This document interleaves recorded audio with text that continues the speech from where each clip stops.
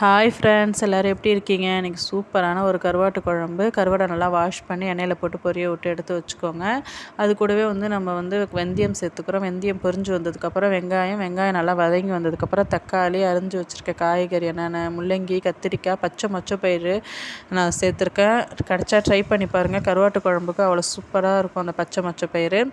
நல்லா வதங்கி வரட்டும். வதங்கி வந்ததுக்கப்புறம் நம்ம ஒரு ஸ்பூன் மிளகாய்த்தூள், அப்புறம் கொஞ்சமாக மஞ்சத்தூள், ஒரு ஸ்பூன் மல்லித்தூள், 2 டீஸ்பூன் போல் குழம்பு தூள் சேர்த்துருக்கேன். உப்பு சேர்த்து நல்லா வதக்கிட்டு நம்ம ஒரு 1.5 டம்ளர் போல் தண்ணி சேர்த்து நல்லா கொதிக்க விடுங்க.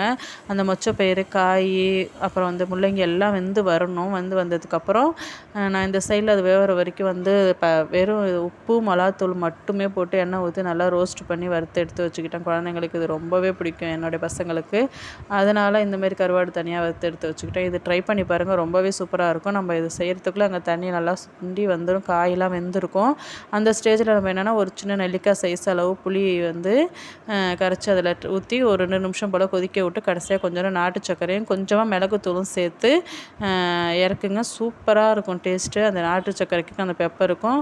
வீடியோ பிடிச்சிருந்தா சப்ஸ்கிரைப் பண்ணுங்கள், லைக் பண்ணுங்கள். தேங்க்யூ.